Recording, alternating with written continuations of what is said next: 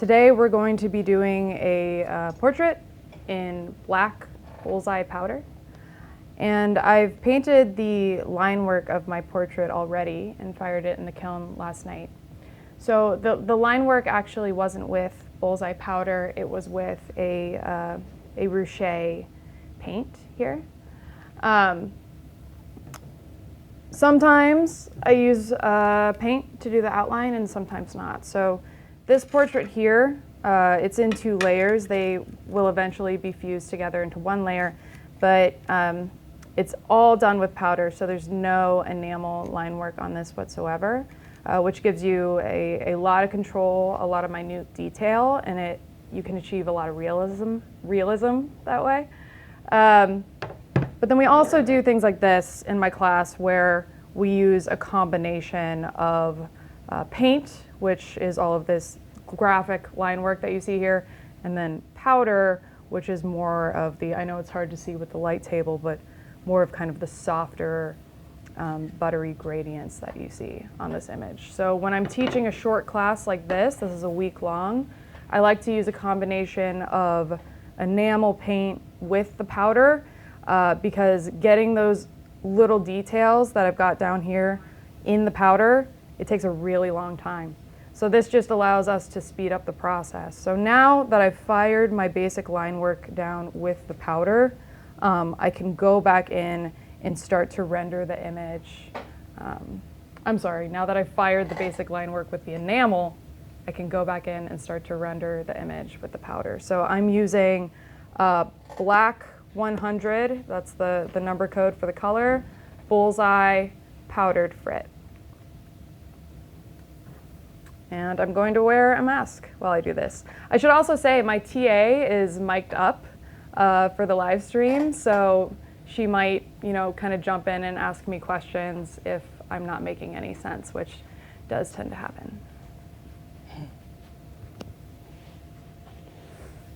My students are also in front of me, and you guys are welcome to ask me questions too. I mean, after all, this is a demo for them too. So, okay.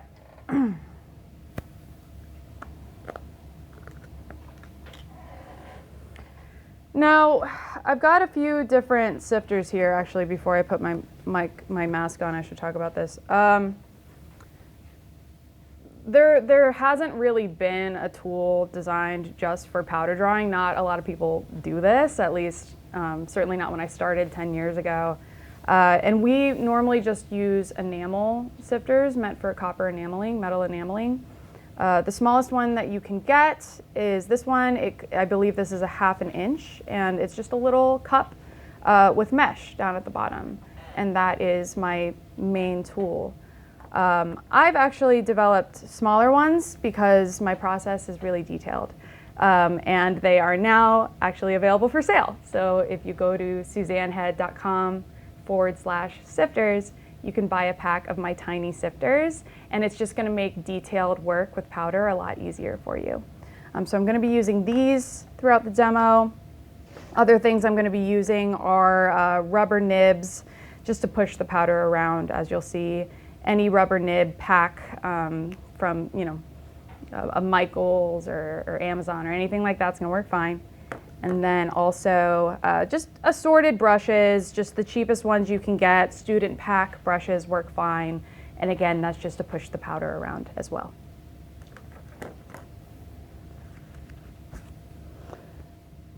I'm looking at a photograph. This is me. This is a self-portrait. I'm looking at the photograph on my iPad to reference. I also have a printout over here, but I'm liking the photo that I see on the iPad, so I'm going to stick with that.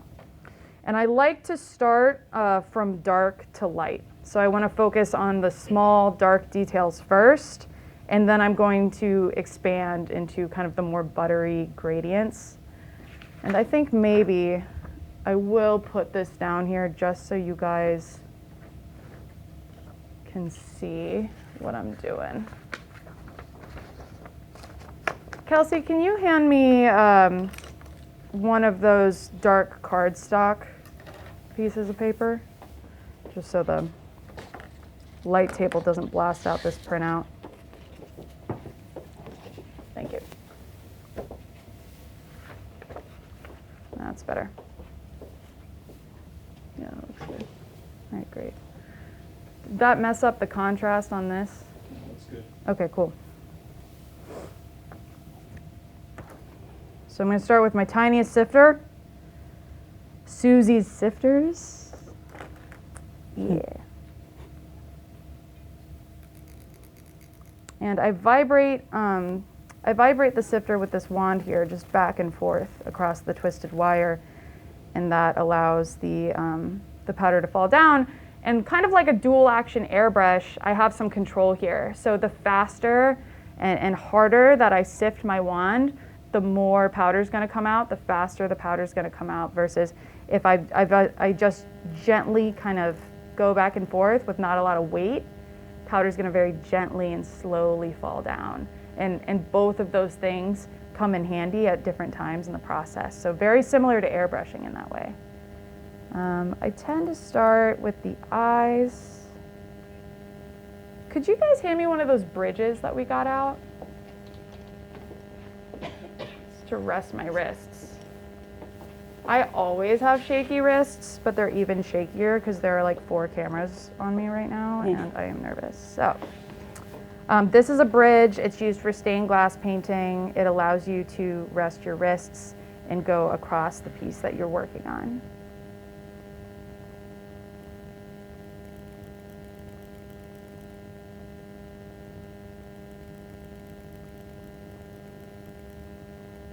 So everything that I put down with the powder, I'm going to be able to push around.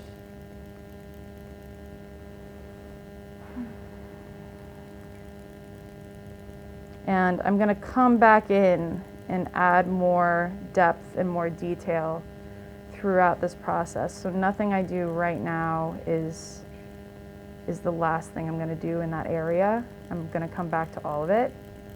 I'm just going to kind of focus on, again, my darkest darks, which would be my eyebrows, my eyes, the crease in this mouth here, and then a little bit of the hair.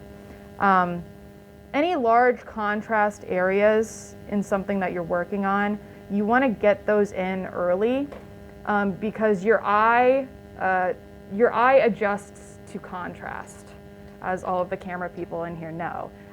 When there's something really dark in an image, it's going to change the way that you see that image, and it's going to affect the choices that you make compositionally. So all of the major dark and light areas, I kind of want to get blocked in early on so that my mind isn't tricking me into making decisions I wouldn't make otherwise. Does that make sense to you guys? Yeah? Okay.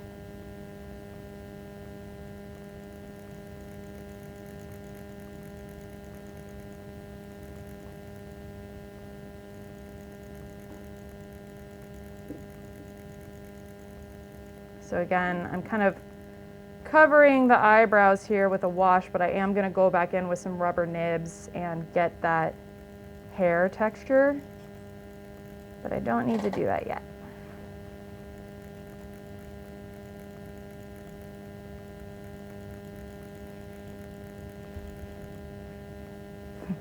It's a little scary.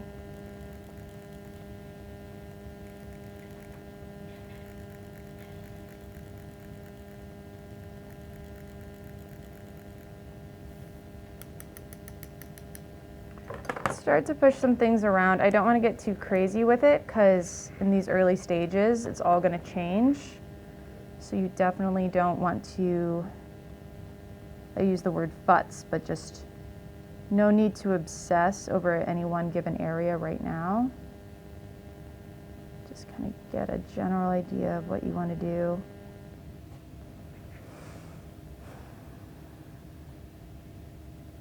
Eyes are cool. They tend to have a bit of a starburst pattern in the iris.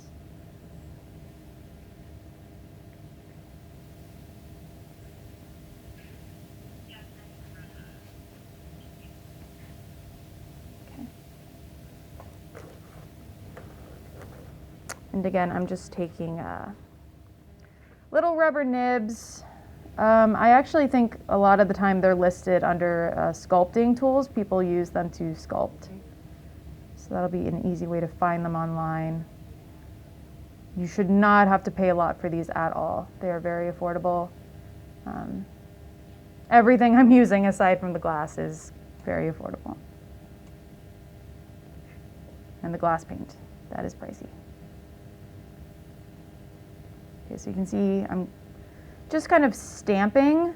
When I say stamping, I mean kind of just pushing down and lifting right up as you would with a stamp. And then when I say brushing, you know, I'm dragging across the surface. So I do a lot of stamping, just leaving an impression in the powder.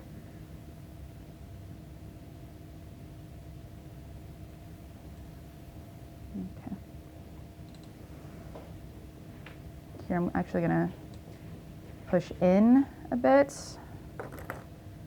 This tiny little tapered point. A rookie mistake people often make when they're drawing portraits is they leave the white of the eye white. I can assure you the white of your eye is not white. If you look at my reference, this, her right eye, that white is almost the exact same color as the skin. So that's a big giveaway that you're kind of new to portraiture when you do that. No big deal, but I'm definitely going to come back in later on in the process and add some tonality to the whites of these eyes.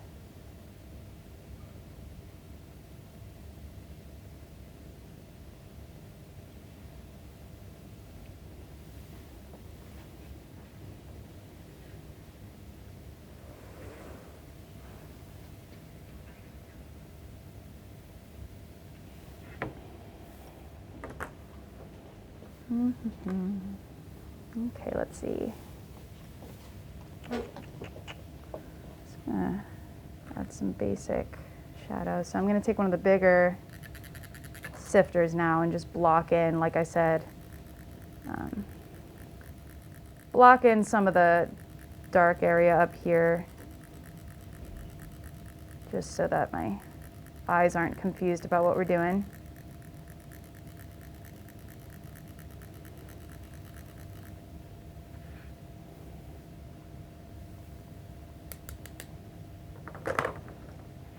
And then I'm going to push away. Actually, I'll push forward a little bit because I want this line to be dark. As my students have learned, the difference between pulling powder away and pushing powder into the image. When you push powder into the image, you're going to get a dark line of powder. When you pull powder away, you're going to get no line. So that's a choice that you're always making. But as I pull powder away from the bill of the hat here, just know that I am going to come back in and add some midtone because this hat is not white. But for now, I just want to define the contrast between the hat and the forehead.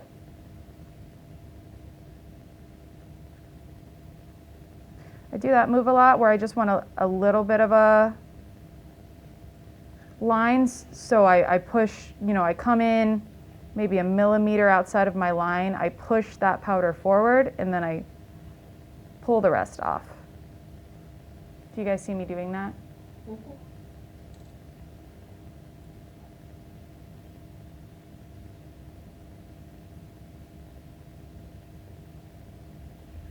Cool.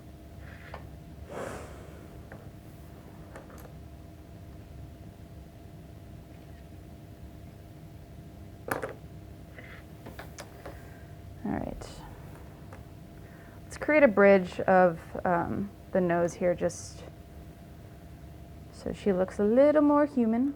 You definitely have to be okay with your image going through what a lot of artists call the ugly stage. You know, you have to be patient and know that it's not gonna look quite right at the beginning. That being said, I do like to pull the life into the room as quickly as I can. I like to feel like the character that I'm representing is alive very quickly.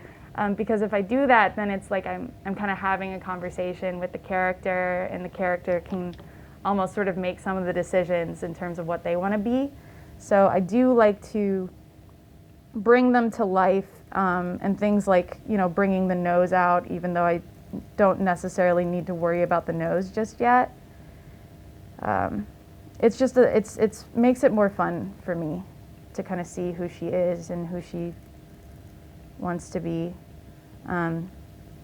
Because yes, it's from a photograph of me, but if you think about it, it's not really me. It's this person.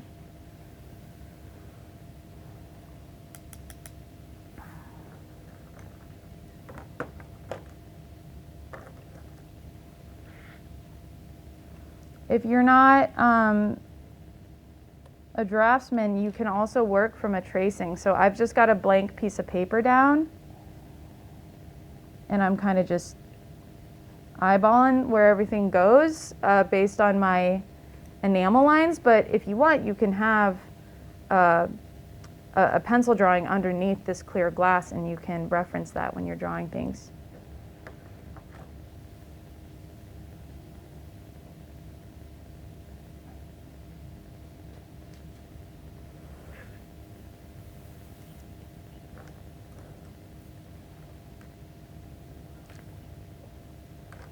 Kelsey, could I have just a tiny one of these blue nylon brushes? Just kind of a tiny, some. Some a little smaller than this one, I think. This one's a little big. This? Yes.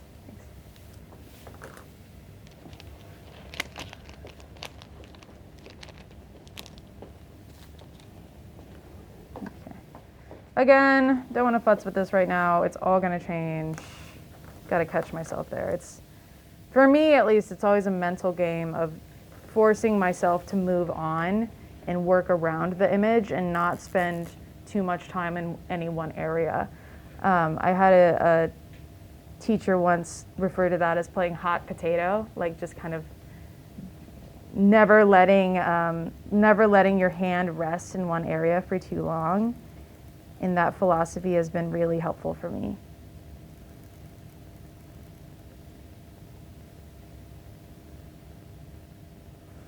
Mouths are tricky. Less is always more. I'd say one of the biggest things I see people struggle with when rendering mouths is that they put too much information down. So when in doubt, just kind of leave it alone, and it'll probably look okay.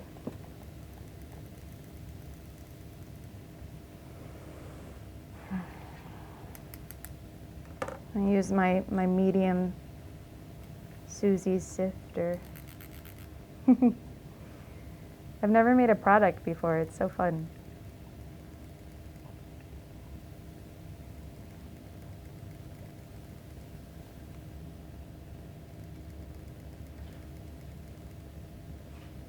So it looks silly right now. It looks like a mustache, but I'm going to add a lot more information around it, and then all these areas that look dark now won't look dark at all. I think. Let's do this smile line here.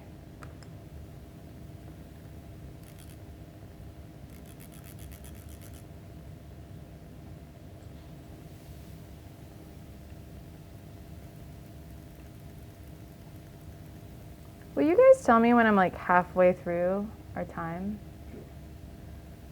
Just adjust the decisions I make, because I want to make sure you guys get to see a little bit of everything. It's 11:20 right now. Okay, cool. So,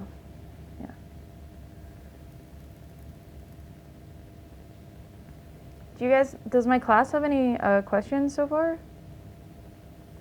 No? All right. So you're starting with the darkest lights lines? The darkest darks, the darkest lines. So I'm kind of working from small details to big washes, big gradients. So I'm working small first to big.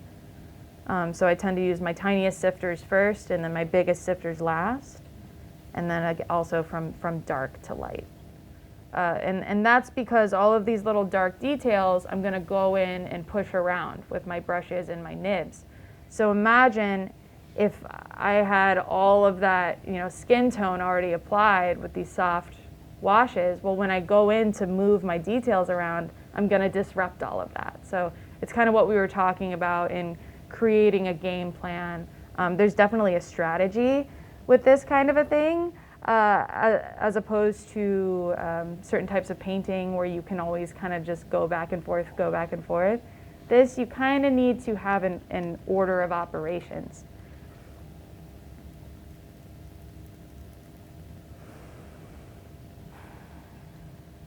Okay.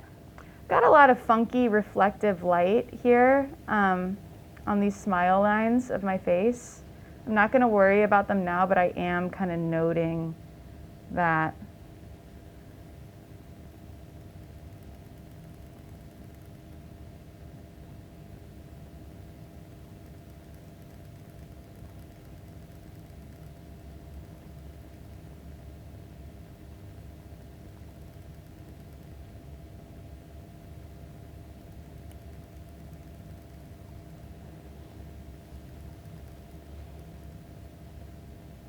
Okay.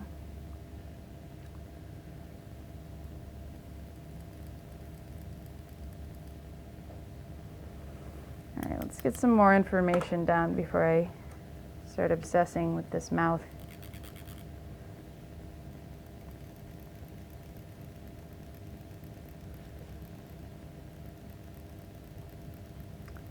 Having an obsessive personality certainly lends itself to realism, and that's great if you have that, but your Achilles heel is going to be making the perfect the enemy of the good. And that's certainly one of the hardest things that I've had to try to learn and am still learning in my career is when to just move forward.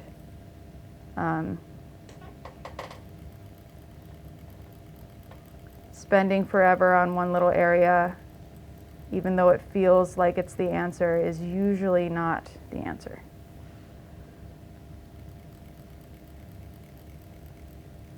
Use a bigger sifter to get that braid dark rather quickly. So I'm always kind of sifting outside of the lines, and what I mean by that in this case is the footprint. And what I mean when I say footprint is when I sift with my sifter, that's a footprint. When I hold the sifter up higher, that is also a footprint. So the footprint of my sift as I'm darkening this braid right here, it's going to color outside of the lines. It's going to go into the space. I don't worry about it because then I'm going to push that powder away. So you're constantly doing that. You're constantly, again, just like spray painting, just like airbrushing, going outside of the lines and then cleaning up.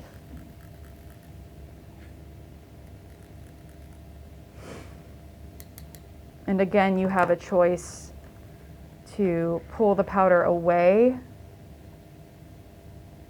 or push it in. Notice here, I've got a lot of information right on the mouth that I don't really want to disrupt. So again, this is when you have to think about, like, if you know you're going to want to push powder away right here, you got to have a strategy in place, because if I had a bunch of information already rendered down here on this chin, I would lose it all when I push this away. Does that make sense? Okay.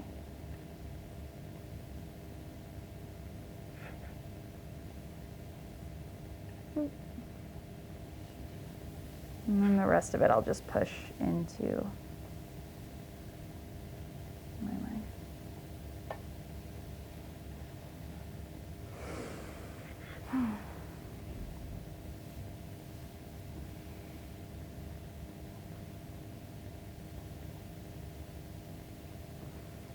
So something else that a lot of my students do is put too much powder down all at once. I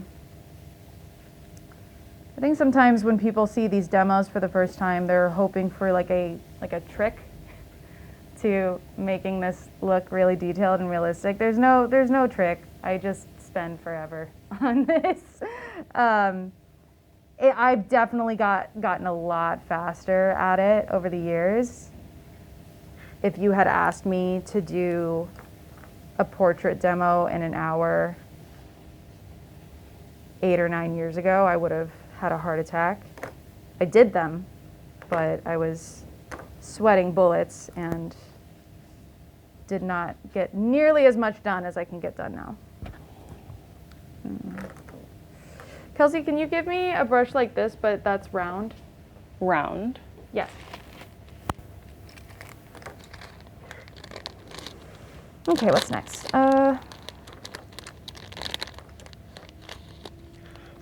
Push this away. Thank you.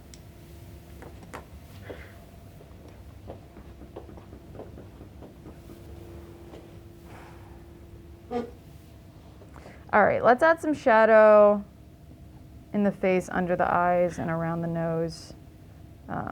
I can't really work, and this speaks to what I was talking about with contrast and your eyes adjusting.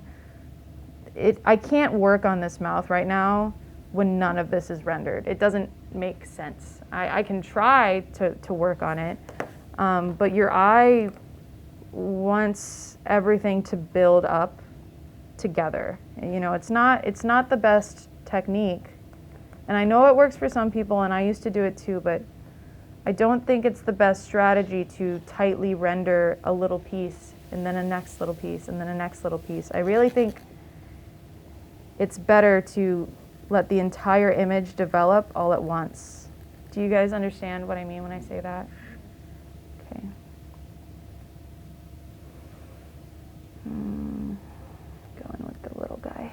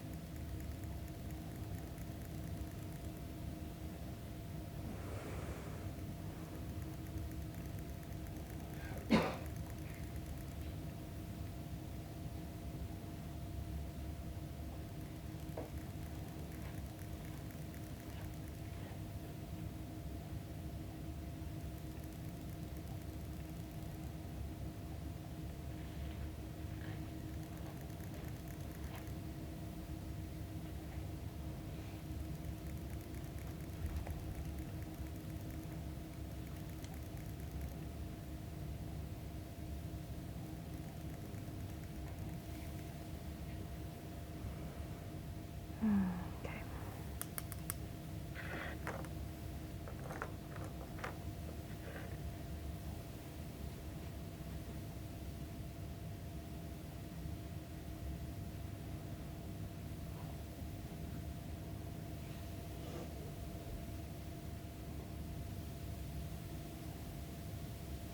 Okay, it's 11:30. Thank you so much. I begrudgingly must admit that the eyes do really seem to be the windows to the soul, as corny as that is. I have always seemed to have a knack for drawing eyes, and that's because my elementary school painting teacher, Erin Birchwell, taught me. She's one of the best teachers I've ever had. But I was like, oh, that's dumb. I'm not going to worry about the eyes. But if you nail those eyes, people always respond.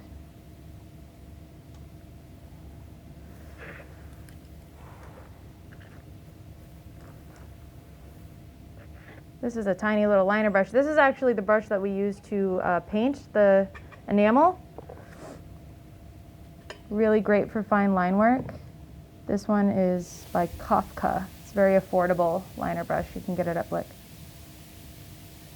I started using it because I believe Judith Schechter was ordering them for her class here in Corning.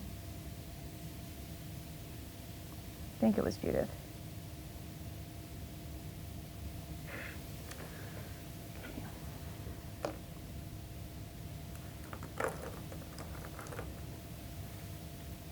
Don't want that cup in there, it's distracting.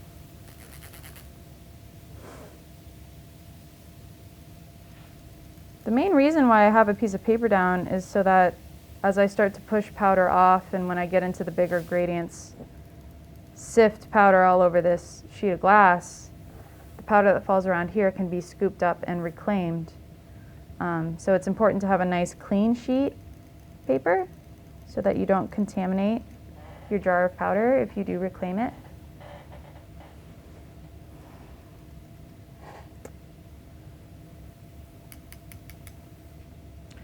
Kelsey? Yep. Can you find over at my other table, they look like my tiny sifters, but they're metal and they just have a little hole at them. They don't have mesh.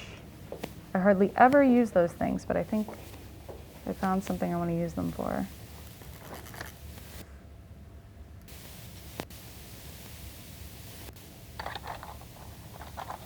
Will you let me know when I have like 10 minutes left? Thanks.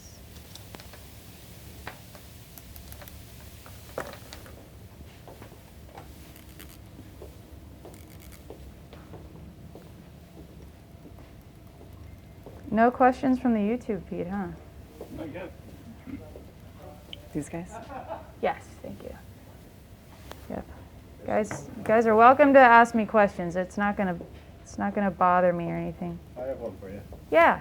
So when you're doing this without the lines, do you just put a reference image under the glass? Sorry, were you having free? If you want to. If you want to, I mean, that's what I'm gonna have you guys do. I'm gonna have you guys use your tracing under the glass. But that's very much the artist's decision, how much they want to do on the fly and how much they want to reference their drawing or tracing.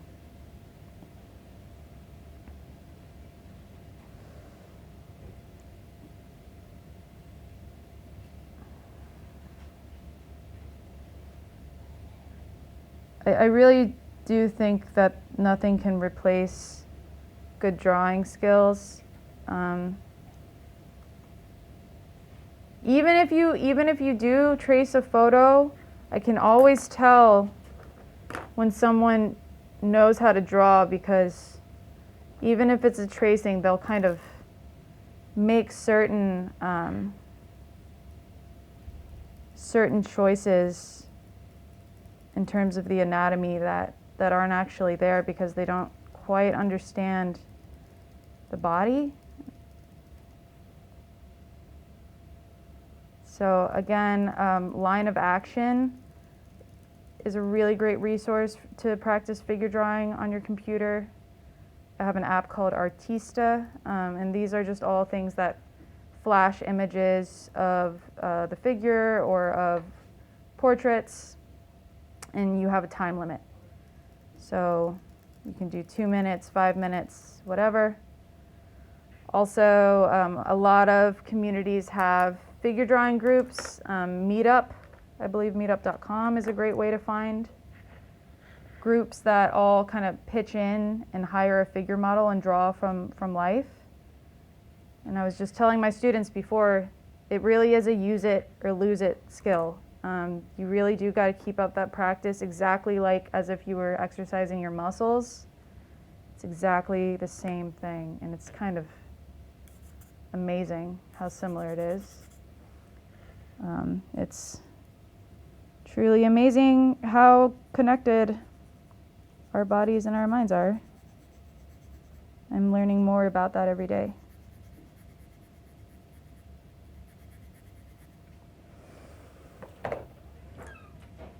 I always pop out this little highlight as I'm working just because it makes her look so alive, and it makes me so happy that I don't really need to do that until the very end, but I can't help myself. Yeah. Hey, Suzanne, What's up? do you want to talk about the paint a little? Because you have some preferences that you are akin to.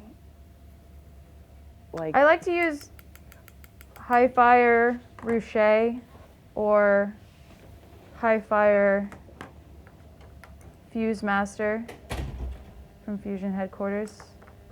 Things that are rated to around 1500, 1450 are great. Every time I paint with enamel, I cap it with a layer of clear powder. But, you know, shoot me a DM if you want details, or honestly, you know, we cover all of that in my class, but I think for this, we're just going to focus on getting a portrait rendered out with this powder.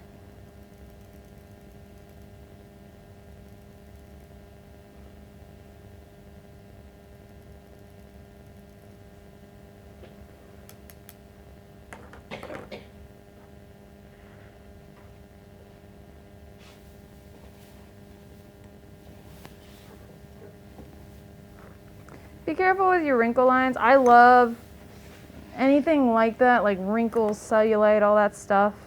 It's so fun for me to draw. I don't know why. I enjoy the subtlety of it. If anything, I risk overdoing that stuff. So I always kind of start to stamp in wrinkles just because they excite me, not when I'm looking in the mirror, but when I'm drawing them. They're just so small and wonderful.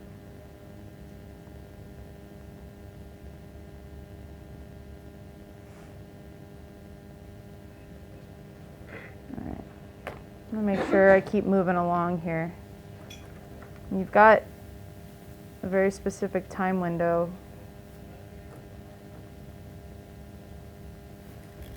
It's important not to kind of drift off. Honestly, it's good for me. Like, I wish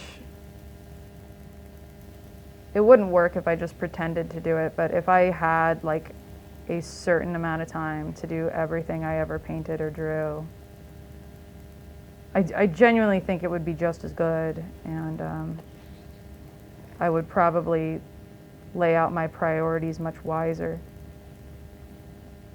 And when I say priorities, I just mean features and elements of the portrait that must be there versus things that can be there but don't really need to be in order to communicate the message I want to say.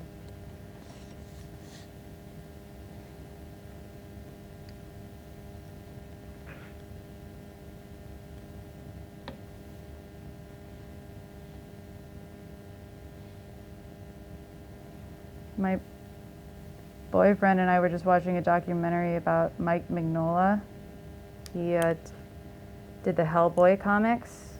Man, those things are cool. All those images are like 50 to 75% just black, but everything is placed so perfectly. You believe every inch of those drawings. And I'm really in the era in my career as someone who does extremely detailed work to remind myself that less is more. It's very hard for me to remember that. It's not intuitive for me.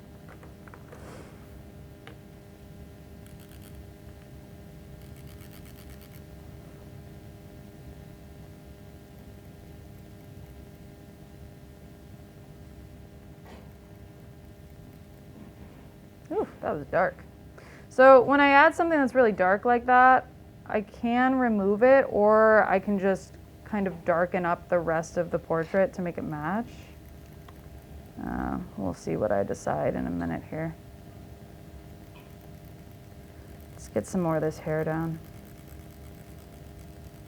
So I'm using my medium-sized Susie's sifter.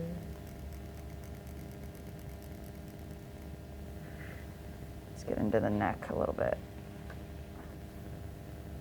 Oh, what is he doing?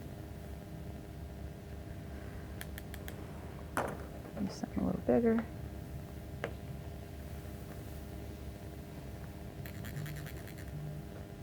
Am I getting a phone call? Sorry, guys.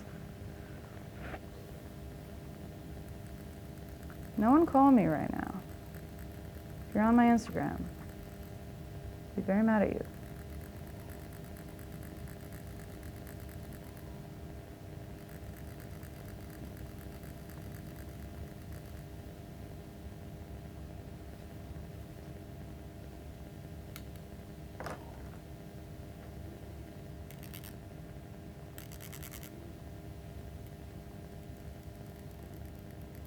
This is the shadow of the braid. It's good to know what it is that you're drawing. I think when I started drawing, if you went to my talk last night and you saw kind of the stuff I was doing in college, it was very detailed, very realistic, but if you remember that early image of me working on that colored pencil drawing and the feet were like fully rendered and everything else was blank, I was really good at looking at a photograph and just kind of, I like to say pixel by pixel, transferring the information, but I didn't really understand what things were. Like if I saw this dark area, I could copy it and I could put it in there. But I think the next step in evolving as a representational artist is knowing what all of the elements in your reference photos actually are, so then you can change them. That's what gives you freedom. Like the knowledge of actually understanding what you're looking at gives you the freedom to make changes and they're still believable. And then suddenly you can create your own world and you can make your own statements. And that's an incredibly liberating feeling, one of the best feelings I've ever had. So that's why we train. It's not because drawing skills are more valuable than AI or anything like that. I don't care about any of that. I like AI. It's not about that. It's something that you do for yourself so that you have the freedom to write your own stories for you, you know, and for the people in your life.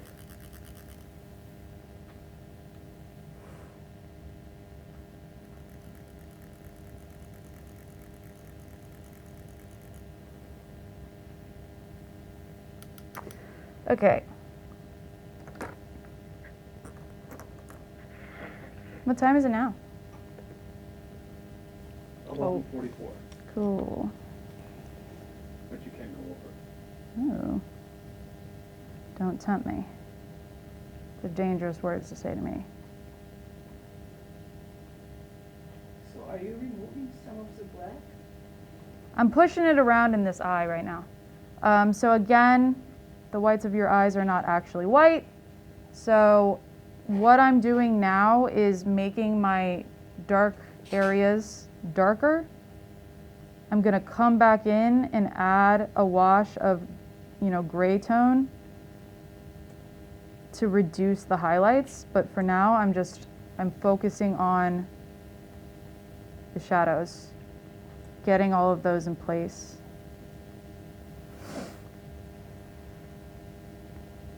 Let's see.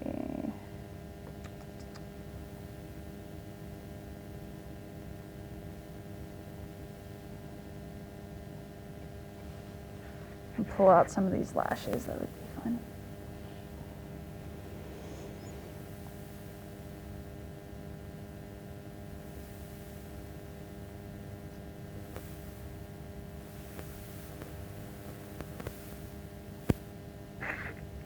Cute. Bright highlight right here.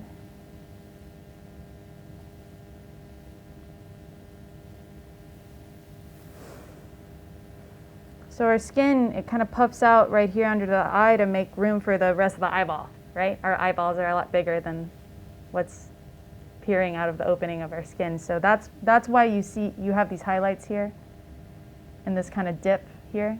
This is the eyeball coming out of the socket of the skull.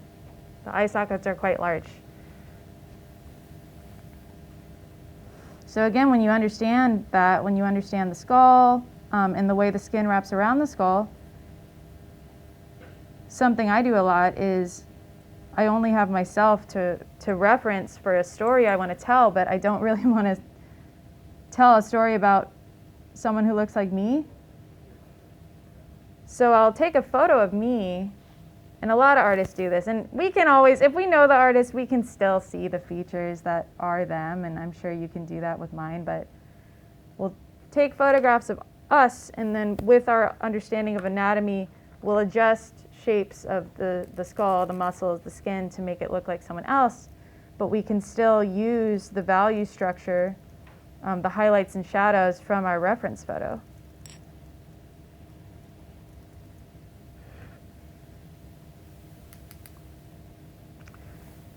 I want to get those reflective highlights in my smile lines. So.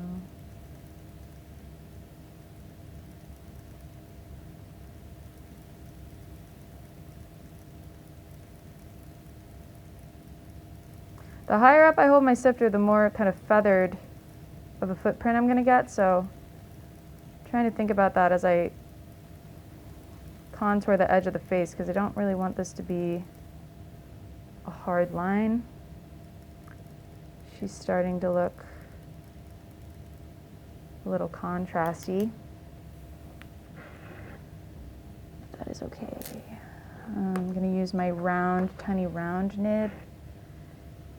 Pull out some of the highlights at the bottom of the eye socket.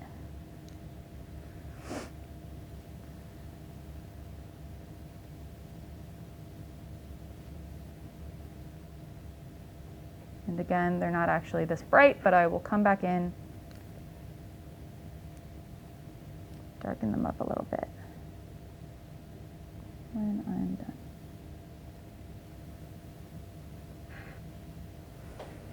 Yeah, she's looking a little haggard. To be fair, I was up very late last night making sure the link to my online store for Susie Sifters was working. And it works.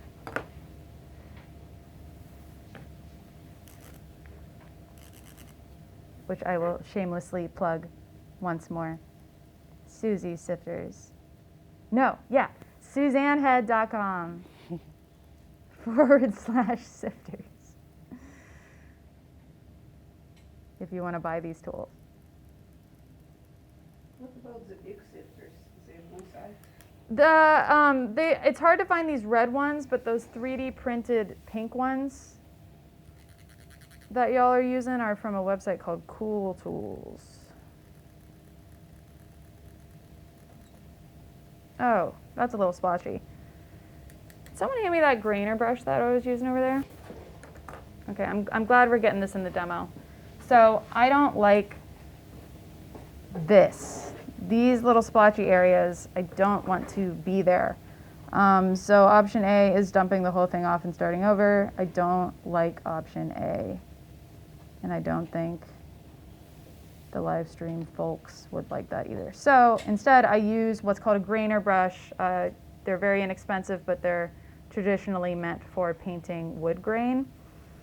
And what that gives you is a kind of randomized tapering at the tip of the brush, which is perfect for just kind of pushing these little grains of powder around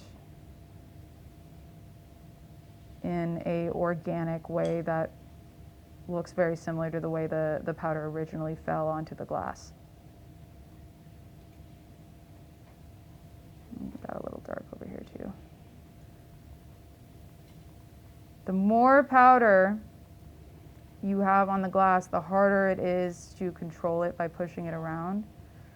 So that's another reason why I like to go really slow. 10 minutes. 10 minutes. All right, let's get going here. So I will pull out some of these guys because we like wrinkles. We are in the minority. And then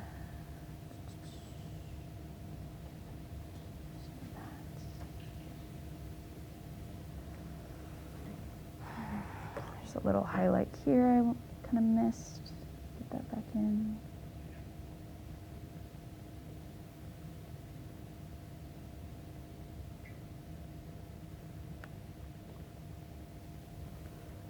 And then when I'm at time, let me know, and I'll probably just go over by like a couple minutes to finish it up. Let's get here. Kind of ignoring the hat. I think I'll probably do the hat off camera. I'll just focus on the face. I think that's probably what you guys want to see. Maybe a little bit of the hair too. Oh, thank you, Kelsey. Yes, I should do that. Okay.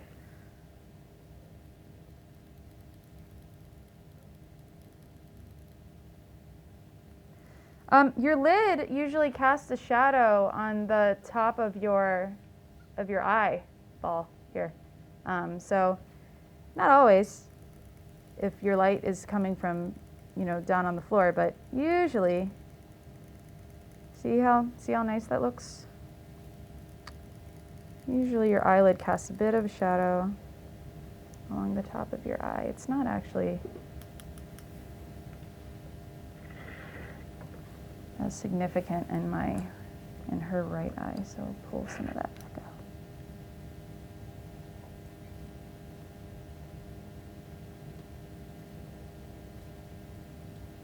So when I do this kind of stamping, it's tricky to do. I'm just barely touching the glass.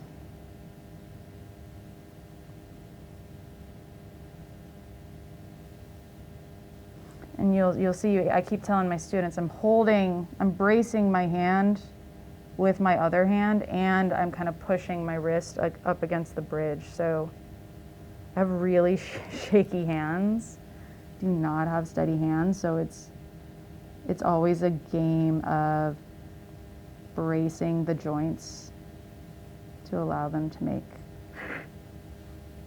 smooth marks. Okay, let's see. Hair, face. Let's kind of get after it a little bit here. I'm gonna push this out of the chin.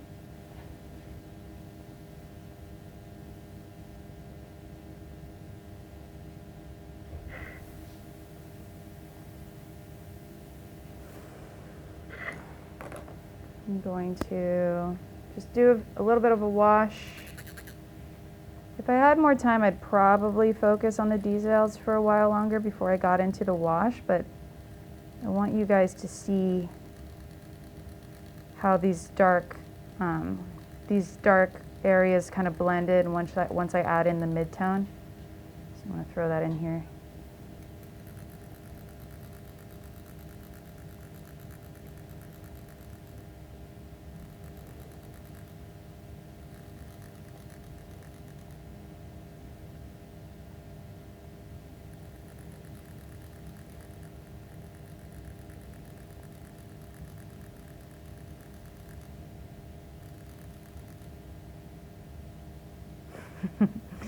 This side of the face is looking kind of dark, but it's all right.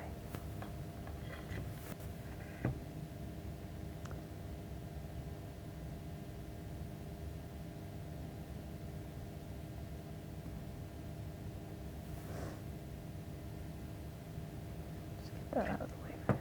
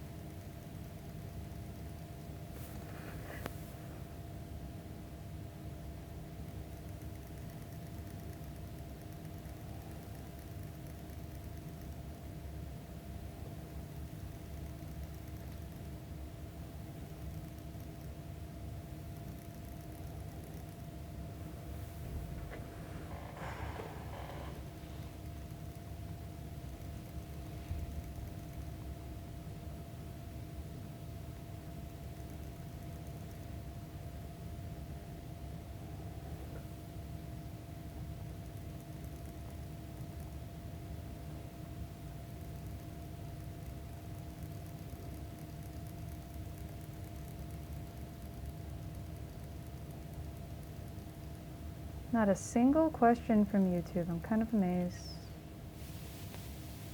I ask so many questions. Someone asked about the liner, so that's why I asked about that. Ah, well, I scared you off. So you guys asked and I barely answered it. I did answer it. I use high fire Richer or high fire Fuse Master. So why do you use high fire? Because I'm going hot, baby.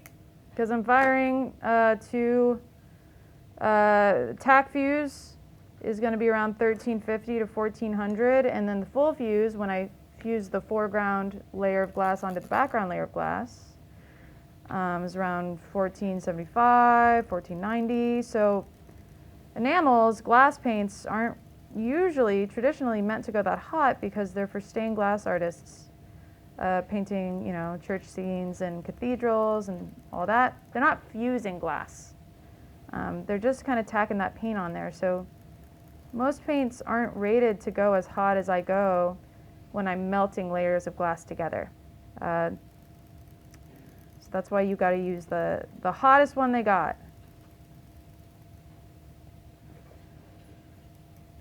Just tell them you're fusing with it and they'll direct you to the right place. There's enough of us now that they know what we're trying to do.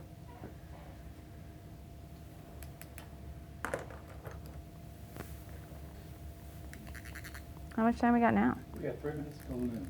Okay. Cool. I haven't forgotten about the hair. But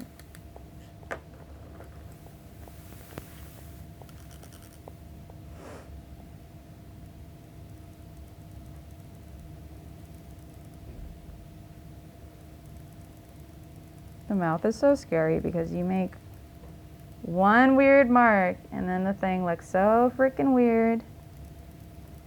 And I'm not going to have time to futz around with it and fix it.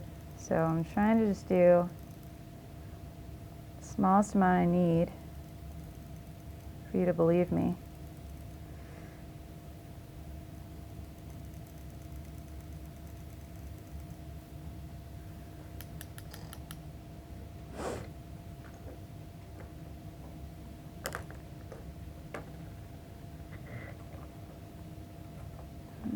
This guy.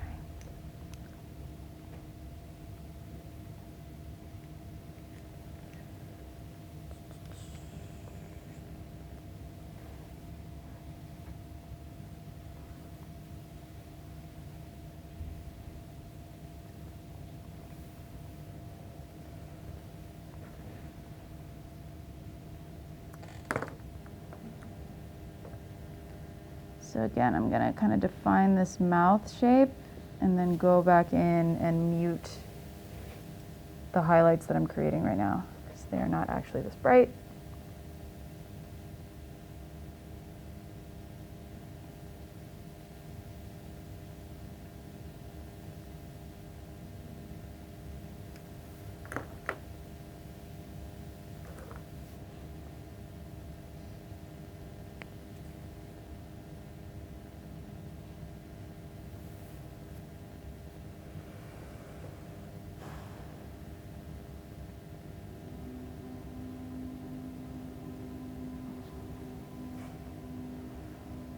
Corning has this, what do you call it?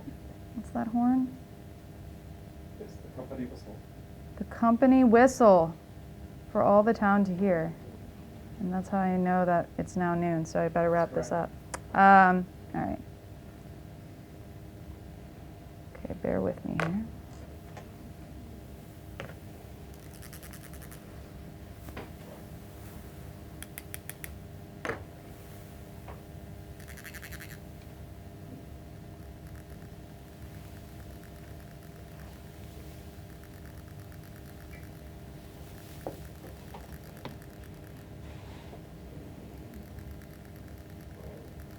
So now I'm just kind of washing over everything that isn't the brightest highlight that I can see in this portrait. It's the same black powder, right? Oh yeah. We're just using Bullseye 100. I think it's called Black Opal. What mesh shifter are you using? I don't know, the tiny one. I don't use the big meshes as much unless I gotta put a lot of powder down really fast. Like here would be a great way to use it because I'm gonna put a bunch of powder down and I'm gonna brush it around to get some fun hair stuff real quick. And I'm going to get some stuff to my smile lines real quick. You're good to go.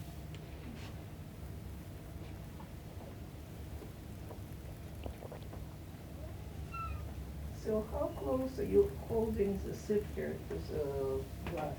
How close am I holding the sifter to the glass? I'm holding the sifter very close to the glass. Like I said, the further away you hold the glass, the further away you hold the sifter away from the glass, the more feathered of a footprint you're going to get. So both holding it close and holding it far away are going to aid you with what you need to do. But it's going to be a case-by-case basis based on what you're trying to render at the time.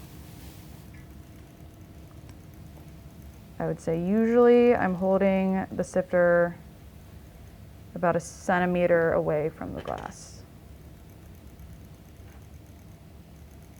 Darken up those eyebrows.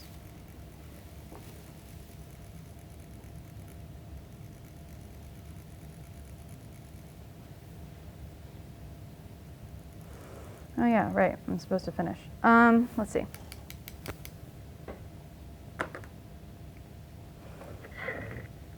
Fine, have to stop. There's a highlight in the white of the eye right here.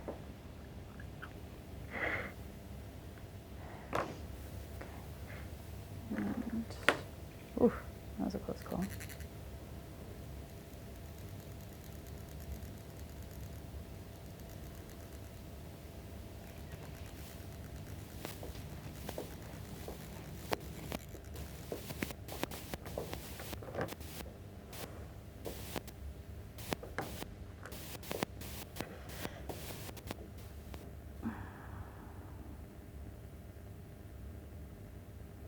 We have some questions about techniques of making hair look realistic.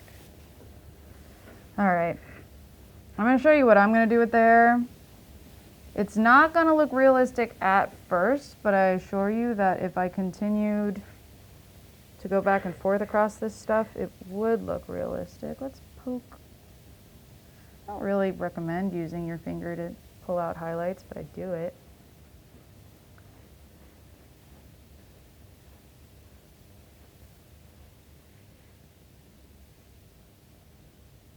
Okay, all right, I'll stop. So hair, I like, in my super tedious, meticulous practice, I don't get to do anything like this,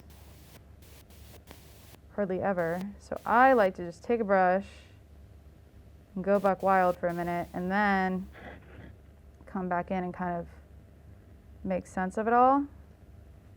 So right now I'm using my grainer brush, but honestly, every time I do this, I think I just use whatever is next to me. It doesn't really matter. I kind of want it to surprise me.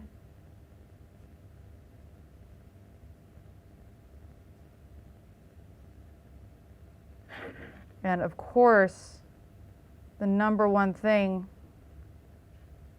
with realism in hair or anything else is understanding the direction it's flowing in and understanding what it's doing in 3 dimensions. So I highly, highly recommend anyone who wants to improve their drawing skills representationally, please also sculpt. That's so fundamental to me. I don't really understand why drawing schools don't. I mean, a lot of them do, a lot of the traditional ones, but sculpt and draw together, those are the same thing. Those are not different things. If you're learning to represent 3 dimensions, you need to understand 3 dimensions. And I think feeling with your hands the contours of a shape is really gonna help you get loose when you're creating these gestural marks. So you're wrapping yourself around this braid, around the skull, imagining what a wind pattern or what a draft is doing when it kind of wisps a piece of hair away. But see how that's already kind of coming together, despite how gestural those marks were. I believe it, and I feel like it fits into the universe that I'm creating in the style that I'm rendering the face in. But I can always kind of come back in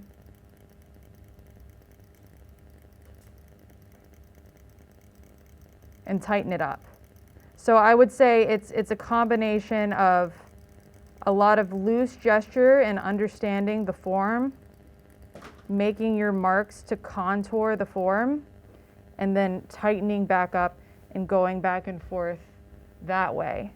So I think I should probably stop unless there's any last minute questions. I mean, I think you guys definitely get the gist, right? Kelsey, do you have anything to add? Any of my students have anything to ask? Or? It looks pretty great. Thank you. I was going for pretty great. Maybe do just like a 1 minute or 2 minute talk on like A little bit about how to color. No. Do another video with me corning. Yeah. Sorry about that. Great job. Thank you. Yeah, thanks so much for watching.